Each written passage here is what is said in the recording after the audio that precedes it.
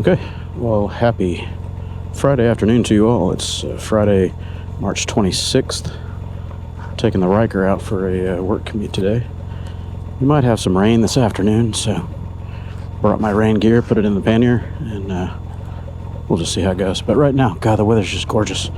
It's almost 70 degrees Fahrenheit. Sunny skies, light breeze, a little humid, but yeah, that's Houston. And I'm headed into my office by way of my warehouse first, and pick up a couple of things there. And then I've got a job to do this afternoon down in the medical center area. So we'll see how things play out. Hopefully, it's going to be a nice afternoon. I might just take the long way home.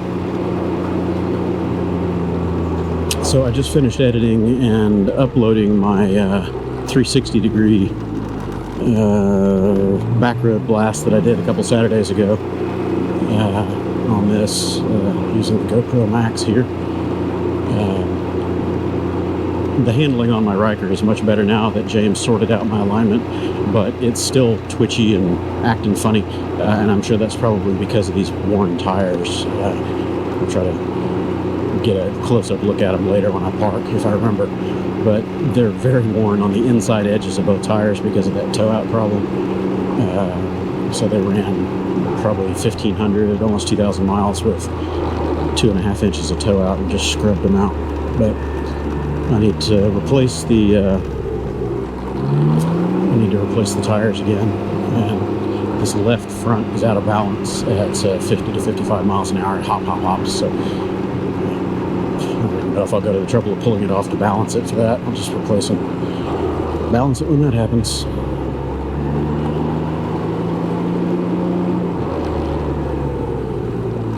So my next task for this, besides replacing the tires and avoiding trash bags, is I want to dial in my suspension a little bit. So I'm going to start with the factory values that Elka sent me on the configuration cards. And I'm going to reduce the spring preload a couple of millimeters all the way around, especially on the front.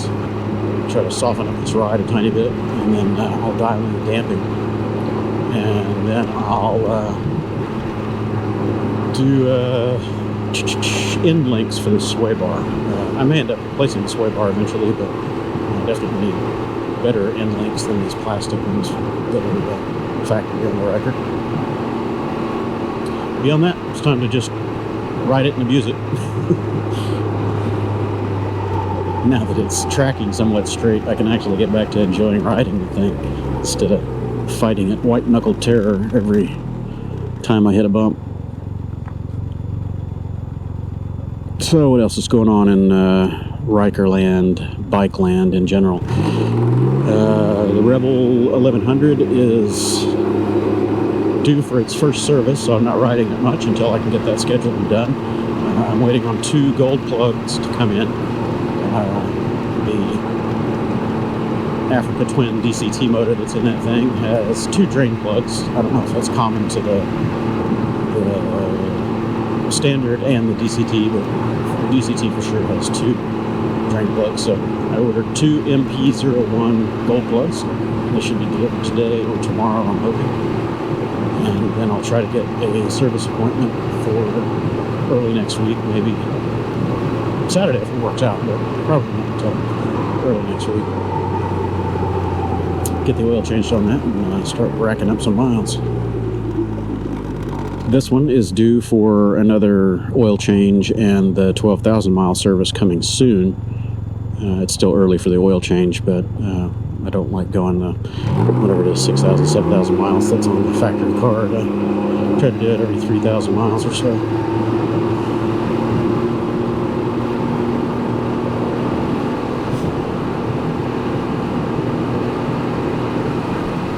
Oh, what a fantastic today.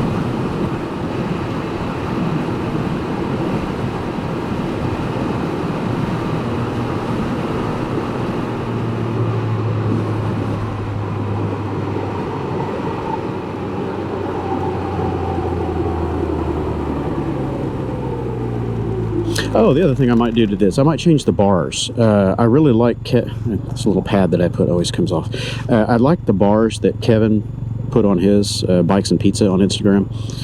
He got the accessory bars from BRP. I don't know which model they were, but they're a little straighter, a tiny bit wider, and I think they come back more than these do. They're a little more straight. These, I've always been, kind of reaching forward a bit, and I've got it all the way in the rearmost position. So I figure if I change over to those other bars, if I don't want them as close to me, I've got room to move forward. So.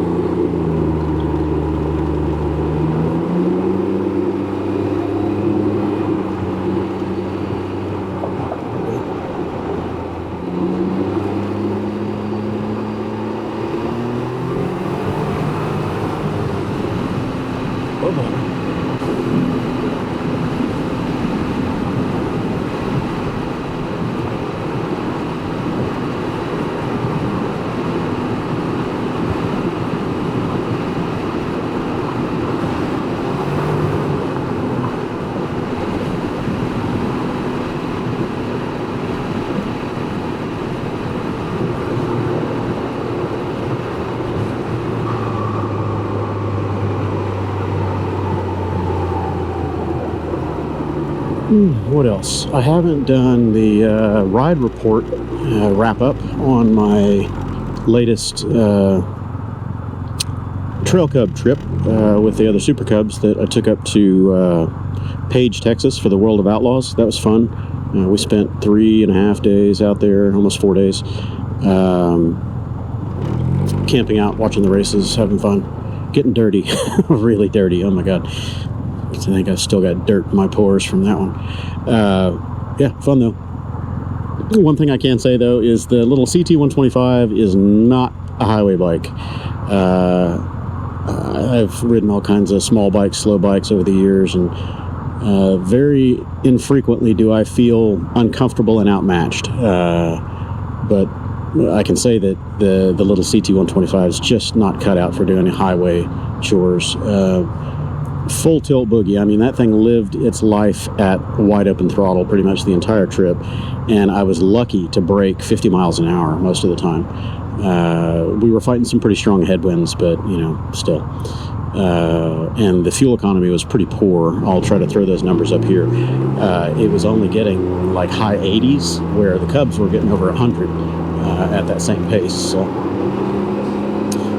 It's not designed to be a highway bike. It's not designed to sit there and run full tilt boogie on the rev limiter all day long on highways, so I'm not faulting it, but it is kind of a stark contrast with the Super Cub having the same motor. You would think that they would be a little closer in performance, but it's really not the same at all. It's apples and oranges, even though they share the same heritage, same rough chassis, same engine. They're tuned differently, and they've got different aerodynamics. So the CT was really struggling on the back roads.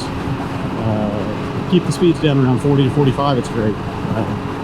So to do my longer road trips that I have kind of got tentatively planned for it, I will be putting a mild big bore kit on it, probably 143 cc's, just something to give it a little more oomph. Bump it up about 3 or 4 horsepower, and that should allow it to maintain 55 to 60. Might have to do a gearing change, but we'll see.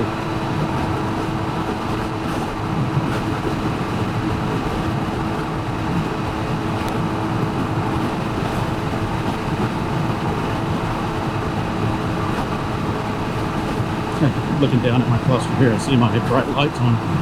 Yes, they're always on during the day. I've had a few people comment, some have been polite, asking why do you have your brights on, or do you realize you have your brights on. Other have been pretty snide and nasty with their comments. Don't you know what that little blue light means? I know exactly what it means. That means they can see me. That's what that means. Bright lights during the day, or high beams during the day, are not going to blind oncoming traffic because relative daylight contrast differences.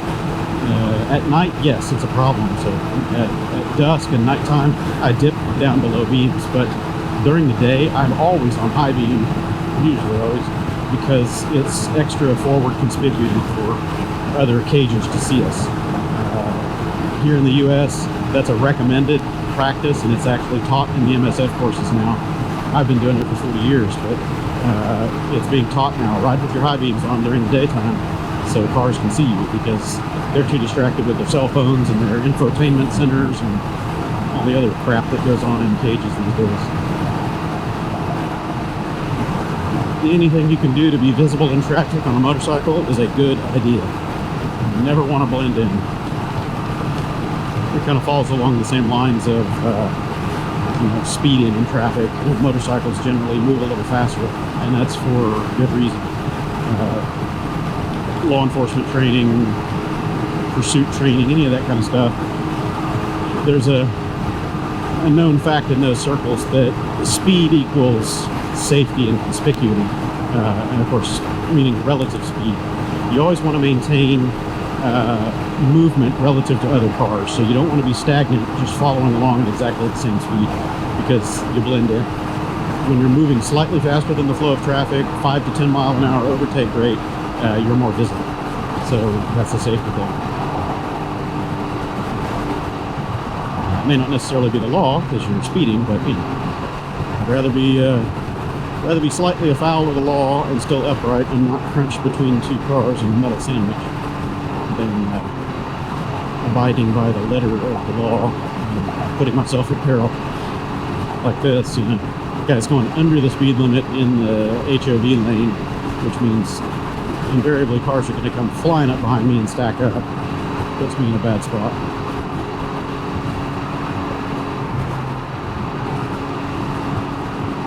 It's always better to go with the flow of traffic, even if they're going slightly faster than they should be, than to be the slow one that's causing an impediment to the flow, because then you create a ripple and you're becoming your own problem as well as everybody else's.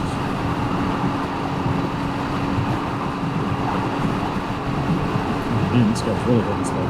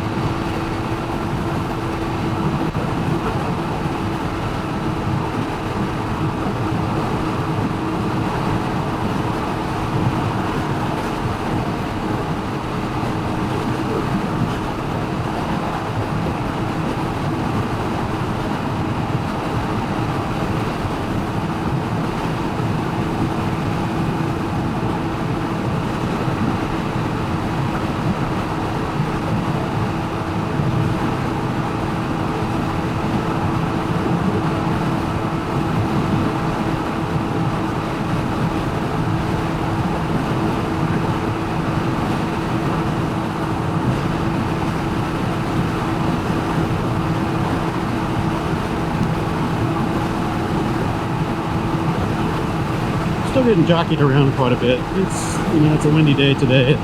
These tires are a little off, but it definitely doesn't track a straight line still. I just have to correct it.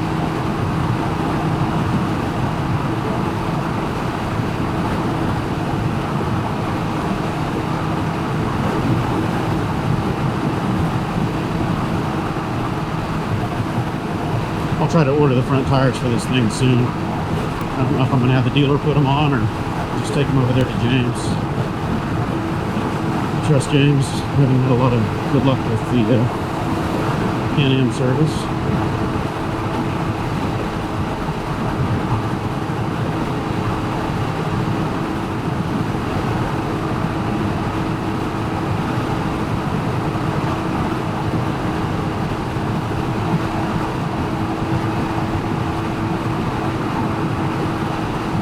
Very annoying that I put new tires on this thing, new alignment, and then it was the alignment that chewed up the new tires. So I'm going to have not even a quarter of the life out of these that I got out of the other ones that were on here.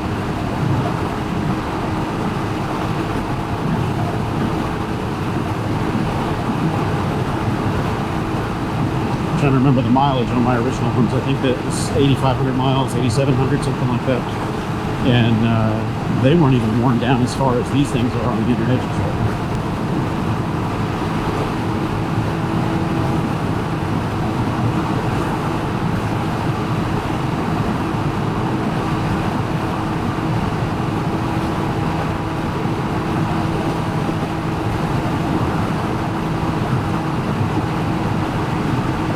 There's one little interesting development that I've been kind of keeping under my hat, and trepidatious to talk about it because it hasn't happened yet.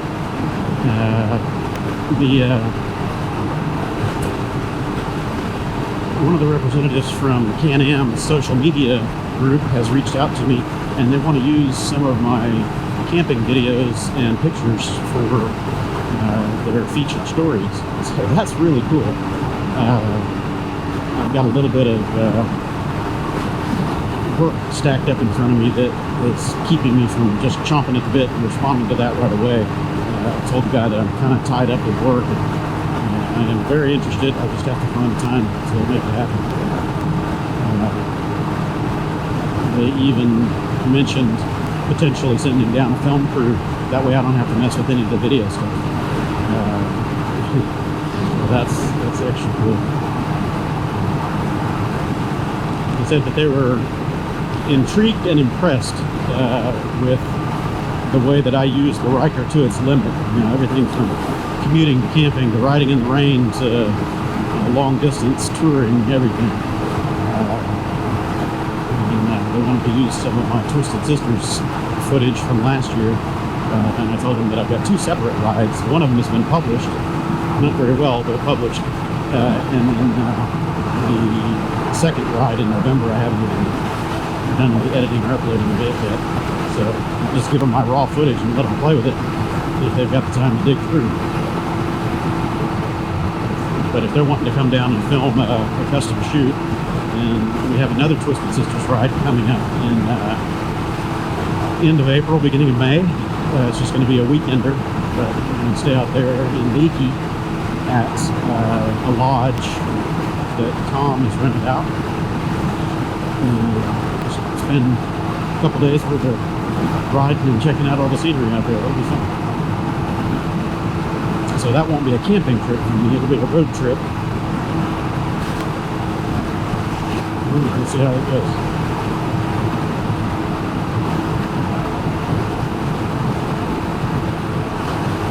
I'm waiting for the weather to warm up enough and clear out, and I'm going to take this thing out beach camping. Go down to Matagorda Bay or maybe North Padre and camp on the beach for a couple, 3 days. It'll be fun. Ryker on the beach.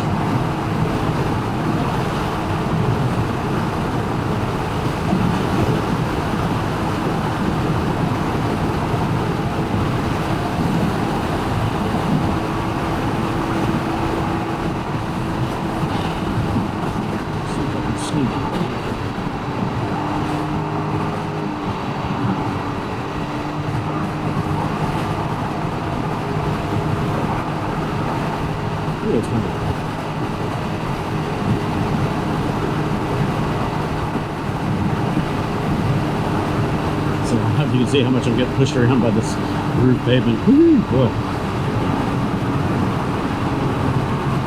Just along for the ride.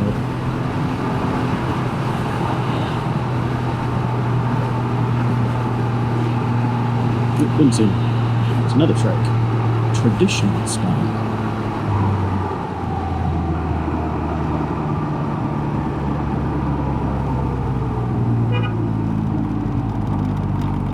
The other thing I'd like to eventually resolve on this bike is the pull to the right under braking.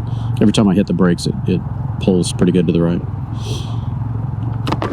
I'm used to it now, so I just steer to the left when I hit the brakes, but when you need to do that suddenly or when you're in a corner and you brake, it alters your line.